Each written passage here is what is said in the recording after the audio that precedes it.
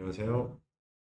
네, 이번에는 이제 48번째 주제인 그 국민연금법상 그 소멸시효에 대해서 한번 설명을 드려보도록 할게요.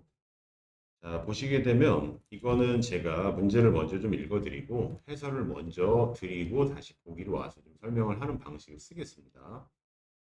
일단 출제 연도는 2017년 26회 시험에서 출제가 됐고요. 그리고 이제 출제 조문 및 주제는요. 국민연금법 거의 맨 끝에 있는 115조 시효라는 그 제목을 가진 조문에서 출제를 했고요. 시효 전반에 관한 출제였어요. 자, 보시면 국민연금 법령상 시효에 관한 설명으로 옳지 않은 것은 이렇게 되어 있거든요. 자, 지금 보시면 한번 읽어볼게요. 연금보험료를 징수할 권리. 이건 공단 입장이죠. 3년간 행사하지 않으면 소멸시효가 완성된다. 환수금을 환수할 권리. 이것도 공단이죠. 3년간 행사하지 않으면 소멸시효가 완성된다. 근데 여기 보시면 급여, 반환 일시금은 제외. 왜 그런지는 뒤에서 설명드리고요. 자, 이걸 받거나 가온납금을 반환받을 수급권자 해서 근로자라고 한번 표시를 해보면 가입자는 지금 3년 이렇게 지금 일단 표시가 돼서 1, 2번의 주체와 3번의 주체는 다르다라는 걸 좀 느끼실 수가 있을 거예요. 그리고 4번에 급여를 지급받을 권리는 지금 급여를 지급받은 권리라는 거는 근로자 입장이에요.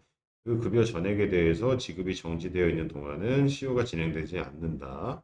이렇게 되어 있는데 일단 뭐 그런가 보다 하고 넘어가시고 그다음 급여의 지급이나 과호납 등의 반환 청구. 반환 청구는 누가 하는 거냐면 공단이 하는 거예요. 그 기간을 계산할 때 서류의 송달에 들어간 일수는 그 기간에 산입하지 않는다. 이러한 질문이 있거든요. 자, 지문이 꽤 긴데요. 일단 해설을 먼저 좀 드리겠습니다. 자, 답은 이제 3번인데요. 한번 보시게 되면 그 국민연금법 제115조 시효에서는요. 그 조문을 거의 그대로 출제했는데 일단 3, 5, 10이라고 하는 세 가지로 구성이 되어 있어요. 그래서 보시게 되면 1항에 따르면 자, 공단, 주체가 공단이에요. 공단이 받아야 될 연금보험료, 환수금, 그 밖에 이 법에 따른 징수금, 징수, 환수할 권리는요. 공단이 주인공이라면 3년이 그 청구에 대한 소멸시효라고 그냥 아예 딱 받아들이시고요. 그 다음에 가입자, 요거는 좀 오타입니다. 가압지가 아니라 가입자. 보험 가입자가 받아야 될 급여, 그러니까 근로자라고 해볼게요. 그분이 청구해야 될 급여인데 그 아예 법에 77조 제1항 1호에 따른 반환 일시금을 제외한다. 이렇게 돼 있어요. 그래서 잠깐 화면 좀 넘길게요. 앞서 이제 그 보기에서 여기 반환 일시금 제외한다. 요게 이 조문 때문에 어떤 출제 오류를 막기 위한 장치고요.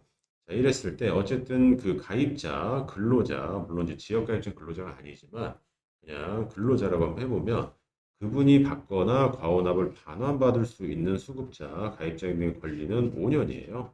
그래서 근로자는 5년, 공단은 3년 이렇게 일단 기억하시게 되면 왜 3번이 답인지는 객관식 용어로는 이미 이제 해설은 완료가 된 거예요. 5년입니다. 더 자세한 내용을 좀 그 해설 드린 김에 계속 설명을 드릴게요. 그럼 10년짜리는 뭐냐면요. 반환일시금이라는 게 있어요. 이걸 지급받을 권리는 10년입니다. 당연히 가입자가 행사하는 거고요. 나중에 그 반환일시금을 따로 제가 유튜브로 설명을 드리겠지만 일단 개요로 파란색으로 체크해 왔는데요. 일단 연금수급 요건이 안 되는 10년 미만인 자가 이미 60세 됐을 때는 반환일시금이 나가게 돼 있고요. 연금이 아니라. 그리고 가입자 또는 가입자였던 자가 사망했을 때 다만 사망 시 유종연금이 지급되게 되면은 반환일시금은 없어요. 그리고 국적을 상실하거나 국외로 이주한 때는 그 저쪽 외국에서 받을 수가 없으니까 이때도 반환일시금을 지급을 하게 돼 있거든요. 근데 이거에 대한 존부나 그 존재에 대해서 잘 모를 때 이게 오랫동안 행사를 안 할 수가 있어요. 그렇기 때문에 그럴 때는 가장 롱텀인 10년을 그 소멸시효로 정하고 있거든요. 공단이 하는 건 3년, 근로자가 청구하는 일반적인 어떤 그 수급권을 담보하기 위해서 청구하는 거는 5년, 그리고 반환 일시금은 10년, 이렇게 기억하시면 돼요. 그리고 세부적인 내용이지만, 지금 급여를 지급받은 권리는요, 자, 일부가 아니라 전액에 대해서 지급이 정지되어 있는 동안은 시효가 진행되지 않는다. 이 말은 뭐냐면, 그 청구를 하러 갔어요. 5년 안에 가야 되는데 지급이 정지가 돼 있어가지고 시효가 쭉 가 있었다 그러면 억울하잖아요. 그런데 대신에 지급이 정지돼가지고 이 진짜 그 말 그대로 우리가 알고 있는 시간이 흘렀을 때 그것까지 시효 진행이 되면 근로자한테 불리하거든요. 다만 주의하실 거는 언젠가는 좀 그 난이도가 올라간다면 이 부분을 낼 수도 있는데 지급 정지라는 말도 중요하지만 전액이 지급이 정지되어 있을 때 시효가 진행되지 않는 거지 일부라도 지급되고 있으면 근로자나 가입자가 인지를 할 수 있기 때문에 그때는 시효가 진행된다라는 걸 좀 주의해 주셔야 돼요. 그리고 연금보험료나 두 번째 분단입니다. 연금보험료나 그 밖의 징수금의 납입고지, 독촉과 그외 지급, 과오납의 반환 청구는 공단이 하는 거죠. 자, 그래서 소멸시효 중단의 효력을 가지는데, 자, 다시 한번 보세요. 자, 연금보험료나 징수금에 따라서 공단이 돈 내세야 하고 납입고지, 독촉, 급여의 지급, 과오납의 반환 청구를 했어요. 그럼 거기에 대한 행정 절차가 진행이 될 거 아니에요? 자, 그랬을 때는 이른바 쭉 흘러가던 시효가 중단된다라는 거거든요. 자, 그런데 이 지금 중단된 소멸시효는 납입고지나 독촉에 따른 납입 기간이 지난 때부터 새로 진행이 된다라는 거에도 좀 주의를 해주셔야 돼요. 자, 어쨌든 공단이 그 행정 절차를 동원해서 그 고지하고 했을 때는 우리가 3년 이내에 청구하지 않으면 아까 소멸한다고 그랬는데 그게 이제 그 이러한 여기 열거된 이 절차에 따라 가지고 중단이 된다라는 거예요.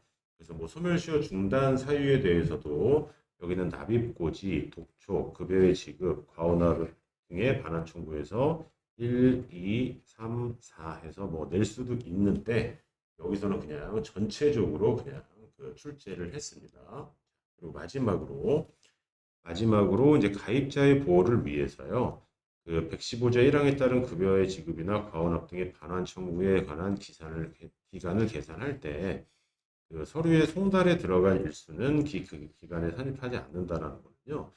서류에 송달에 만약에 열흘이 걸렸어요. 자, 열흘이 걸렸는데 이 열흘 차이로 지금 그 공단이 3년의 소멸시효가 될 수도 있고 안 될 수도 있어요. 혹은 그 저기 반대의 경우도 있을 수 있거든요. 반대의 경우도 있을 수 있어요. 그러니까 청구권자가 근로자일 때. 그래서 여러 가지 이유로 일단 그 서류에 송달에 들어간 거는 마치 이제 축구에서 어떤 뭐 그 인저리 타임 같이요.